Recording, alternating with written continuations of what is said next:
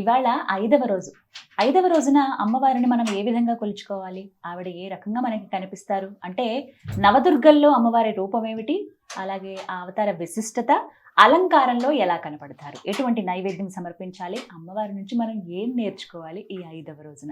వీటి గురించి వివరించేందుకు ప్రస్తుతం మనతో పాటు ఉన్నారు శ్రీ విద్యా ఉపాసకురాలు, లలితా పరివార్ ఫౌండర్, ప్రముఖ ఆధ్యాత్మికవేత్త అరుణా పేరి గారు. వారితో మాట్లాడి మరిన్ని విషయాలు తెలుసుకుందాం. అమ్మ నమస్కారం. నమస్తే అమ్మ. శ్రీమాత్రే నమః. శ్రీమాత్రే నమః. 5వ రోజుకు వచ్చేసాం. 5వ రోజున అమ్మవారి అవతారం ఏమిటి? ఆ అవతార విశిష్టత వివరిస్తారా? తప్పకుండానమ్మా. యా దేవీం సర్వభూతేషు శాంతిరూపేణ సంస్థిత నమస్తస్యై నమస్తస్యై నమస్తస్యై నమో నమః. ఇక్కడ మనకి పంచమి రోజుని 5వ రోజు అమ్మవారిని మనం స్కందమాత, స్కందమాత అంటే ప్రథమం శైలపుత్రీ చ ద్వితీయం బ్రహ్మచారిణి తృతీయం చంద్రఘంటేతి కూష్మాండేతి చతుర్థకం పంచమం స్కందమాతేతి స్కందమాత. స్కందుడు అంటే ఎవరు? కుమారస్వామి. కుమారస్వామి, కార్తికేయుడు. కుమారస్వామి యొక్క తల్లి రూపంలో ఈ రోజున మనం ఆరాధిస్తాము. ఇప్పుడు మన స్టార్టింగ్ నుంచి ఒకసారి చూడండి. శైలపుత్రి అయింది, తర్వాత బ్రహ్మచారిణిగా తపస్సుకు వెళ్ళింది, శివుడితో వివాహం జరిగింది, దాని తర్వాత కూష్మాండు అంటే పెళ్లి, వివాహం అయిన తర్వాత గర్భవతి. ఎంత చక్కగా మనకి నవరాత్రులు ఎలా వస్తున్నాయి, దాని వెనకాల తత్వం అర్థం చేసుకుంటే చాలమ్మా మనకి. ఇప్పుడు ఏమిటి, అమ్మవారు గర్భిణి అయిన తర్వాత చక్కటి కుమారస్వామికి తల్లి అయ్యారు. ఆవిడ చేతిలో 4 చేతులు ఉంటాయి. 4 చేతుల్లో ఒక చేతిలో కుమారస్వామిని చక్కగా కూర్చోబెట్టుకుంటారు. ఆ కూర్చోబెట్టుకుని మిగిలిన 3 చేతుల్లో ఆయుధాలు ఉండవు. కుమారస్వామి ఒక చేతిలో ఉంటారు, ఒక చేతిలో అమృత కలశం, అందులో తేనె ఉంటుంది. మిగిలిన చేతులు అభయ వరద ముద్రలతో అమ్మవారు ఆ పిల్లాడికేసే, ఆ పిల్లాడు వంకే చూస్తూ పిల్లాడిని చాలా లాలిత్యంగా ఒక తల్లి యొక్క రోల్ ఇక్కడ చూపిస్తున్నారు. పుట్టిన పిల్లాడికి తల్లి పూర్తి 24 hours ఎప్పుడూ పిల్లాడికేసే ఉంటుంది. రాత్రింబగలు ప్రతి తల్లి కూడా పిల్లలు పుట్టిన తర్వాత తనవన్నీ మర్చిపోతుంది, తన సర్వస్వం మర్చిపోతుంది. మర్చిపోయి ఆ పిల్లడి మీద పూర్తి ప్రేమతత్వము, మాతృత్వం చూపిస్తూ ఉంటుంది. మనకు లలితా సహస్రంలో ఉంది కదా, కుమార గణనాథాంబ తుష్టి పుష్టి మతి ధృతి. కుమార గణనాథాంబ, కుమారస్వామి. గణ అంటే గణనాథుడు ఎవరు? విఘ్నేశ్వరుడు. విఘ్నేశ్వరుడికి గణనాథాంబ, అంబ అంటే అమ్మ. కుమారస్వామికి విఘ్నేశ్వరుడికి ఆయన తల్లి ఈ లలిత అమ్మవారు. తుష్టి పుష్టి మతి ధృతి. తుష్టి అంటే సంతోషము, పుష్టి అంటే బలం, బలం ఇస్తుంది, సంతోషం ఇస్తుంది. మేధస్సు, మతి అంటే మేధస్సు. ధృతి అంటే చక్కటి మనకి ఏంటంటారు, స్థిరత్వం, ఫోకస్, స్థిరత్వం. ఈ రోజుల్లో చాలా మందికి స్థిరత్వమే తక్కువ. చాలా మందికి చాలా గమ్మునుగా వాళ్ళకి టెంపర్ లూజ్ చేసుకుంటారు, స్థిరత్వం తక్కువ, ఫోకస్ తక్కువ. తర్వాత ఏమో వాళ్ళు కాన్సన్ట్రేషన్ ఈ రోజుల్లో పిల్లలకి తక్కువగా ఉంటుంది. వాళ్ళు రెస్ట్లెస్ అయిపోతూ ఉంటారు. తొందరగా దీని తర్వాత ఇది, దీని తర్వాత ఒకదాని తర్వాత స్టెబిలిటీ ఉండట్లేదు. తో ఎవరైతే ఇలాగుంటారో, నిజం చెప్పాలంటే కుమారస్వామి ఈ అమ్మవారిని మనం తలుచుకుంటే, స్కందమాత మనలో ఆ స్థిరత్వం తీసుకొస్తుంది, మనకు బలాన్ని ఇస్తుంది, మనకి ధైర్యాన్ని, సంతోషాన్ని ఇస్తుంది అనమాట. ఇది అమ్మవారి పరంగా. మన పరంగా మనం ఏం చెయ్యాలో చూడండి. ఒక మానవ పరంగా, ఒక స్త్రీ పరంగా మనం ఆలోచించినట్లయితే, ఇప్పుడు తల్లి అయింది. తల్లి అయిన తర్వాత స్త్రీకి ఇప్పుడు ఒక రెస్పాన్సిబిలిటీ పెరిగింది. ఇంట్లో బాధ్యతలు ఎన్ని ఉన్నా కూడా ఆ బాధ్యతలతో పాటుగా తన బిడ్డలని పెంచుకోవడం అనేది ఇది అందరికంట పైన ప్రయారిటీ. మిగిలినవన్నింటికంట ఎక్కువ ప్రయారిటీ బిడ్డని పెంచడంలో చూపిస్తుంది. అన్ని సర్వస్వము తనన్నీ మర్చిపోయి తన పిల్లలే సర్వస్వము. ఆ మాతృత్వం అన్నమాట, చక్కటి మాతృత్వం ఇక్కడ అమ్మవారు ఎంతో కష్టపడుతుంది కూడాను. అందుకే చూడండి, ఒక్కొక్కసారి పిల్లలు చాలా ఏడుస్తూ ఉంటారు, బాధ పెడుతూ ఉంటారు. అయినా కూడా తల్లి ఎప్పుడూ పిల్లని విసుక్కోదు. ఎంత కష్టమైనా ఆ పిల్లలు ఒళ్ళోనే వాళ్ళు ఏం చేసినా కూడా భరిస్తుంది, విసుక్కోదు, చికాకు పడదు, ప్రేమ చూపిస్తారు, చికాకు పడదు. అక్కడ ఏమొస్తుంది మనకి? ప్రేమతత్వము. మనలో ఉన్న ప్రేమతత్వము, మాతృత్వము జాగృతి అవుతుందన్నమాట. ఎప్పుడైతే ఆ మాతృత్వం జాగృతి అయిందో ఆ పిల్లలని ఎంతో బాగా చూసుకుంటాము.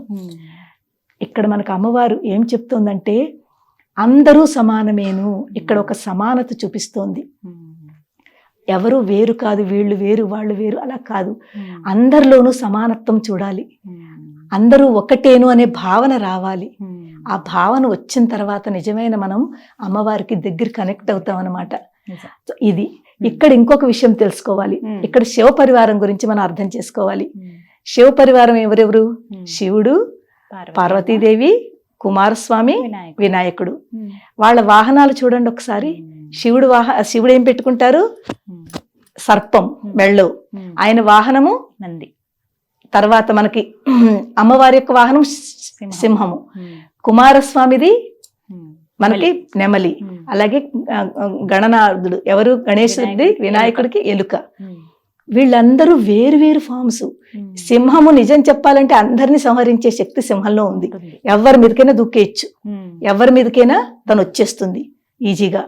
అలాగే పాము, సర్పము ఎలుక నుంచుతుందా చెప్పండి? సర్పము ఎలుక పక్కన పక్కన పెడితే సర్పం నిజంగా తినేస్తుంది, దానికి వాళ్ళిద్దరికి పడదు. సో అలాగ మనం చూసుకున్నట్లయితే ఇక్కడ వాళ్ళందరూ ఒకే చోట ఉంటున్నారు. ఒకే రూపంలో, ఒకే పరివారంలో 4 వేరు రూపాలతోటి, 4 వేరు తోటి ఇక్కడ ఉంటున్నారు. కలిసిమెలిసి ఉంటున్నారు. ఐక్యత. ఇక్కడ మనకి ఏం చెప్తోంది? ఐక్యత. మనకి అమ్మవారు చెప్పేది కూడా అదే. ఈ సృష్టిలో ఏది వేరువేరుగా కనిపిస్తోందో అదంతా వేరు కాదు, దానిని ఒకటిగా చూడండి. నువ్వు వేరు, నేను వేరు, ఈ భావన పెట్టుకోద్దు. అందరిలో సమానత్వం చూద్దాము, అందరినీ సమానంగా చూసుకుందాము. ఐక్యతను ఇక్కడ మనకి అమ్మవారు తెలుపుతోందనమాట. ఈ విధంగా సో ఈ స్కందమాత. ఇంకొక విషయం ఏంటంటేనమ్మా, స్కందుడు అంటే కుమారస్వామి కదా, చాలా పవర్ఫుల్. అతను సేనాధిపతి అనమాట.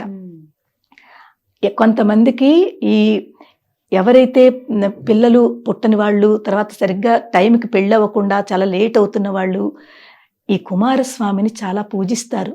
మనకి ఆంధ్రాలో, తర్వాత మన భారతదేశంలో కొన్ని ఇంపార్టెంట్ మందిరాలు ఉన్నాయి. కుక్కే సుబ్రహ్మణ్యం విన్నారా? కుక్కే సుబ్రహ్మణ్యం. అలాంటి చోటకు వెళ్ళి ఒక రకమైన పూజలు ఉన్నాయి అక్కడ. ఆ పూజలు కనుక చేస్తే తప్పకుండా వాళ్ళకి ఫలిస్తుంది. అంటే కుమారస్వామి అంత పవర్ఫుల్ అన్నమాట. సో ఇక్కడ మనకు అమ్మవారు కుమారస్వామి స్కందమాత కింద వచ్చిందంటే మనకి కుమారస్వామి లాంటి ఒక చక్కటి తత్వాన్ని మనకి ఇస్తోంది. మనం దాన్ని అర్థం చేసుకుని, మనం ఆ తత్వాన్ని అర్థం చేసుకుని, ఆ ధైర్యము, ఆ శక్తి, ఆ పవరు మనం కూడా మనలోకి తెచ్చుకోవాలి, పొందగలగాలి. ఇక్కడ మరి అలంకారాలలో 5వ రోజు ఎలా కనపడతారమ్మా? ఇక్కడ అలంకారాల్లో కొన్ని చోట్ల మనకి చండికాదేవి కింద చేస్తారు.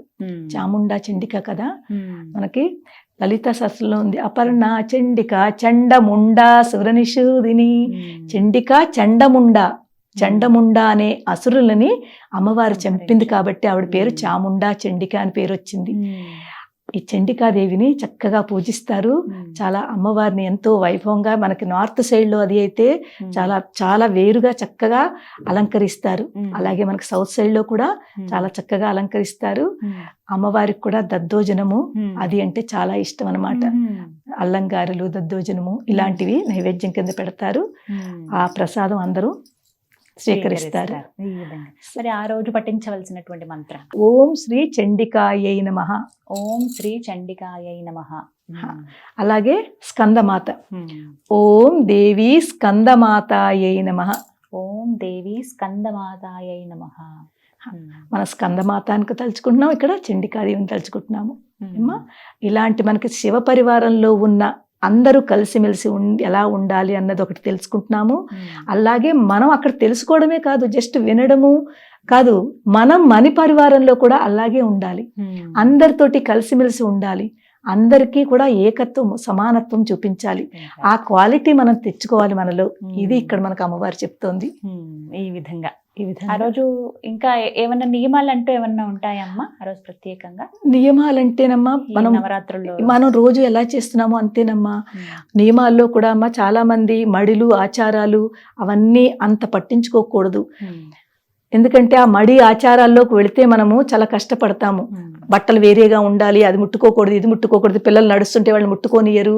ఇవన్నీ పూర్వకాలంలో చేసేవారు.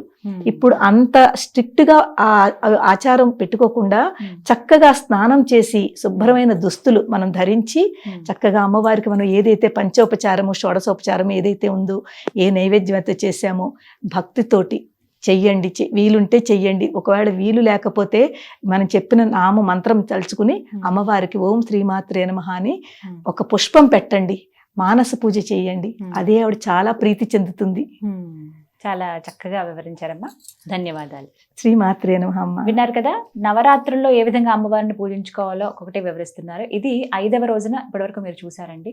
మిగతా రోజుల్లో కూడా ఏ విధంగా అమ్మవారిని పూజించాలో తెలుసుకోవాలంటే దీనికి సంబంధించిన వీడియోస్ అన్నీ కూడా ఉంటాయి. మీరు అవి కూడా చూసి ఎలా కొలుచుకోవాలి అమ్మవారిని తెలుసుకొని చక్కగా పూజించుకోండి. ఇది వాటి వీడియో. నమస్కారం.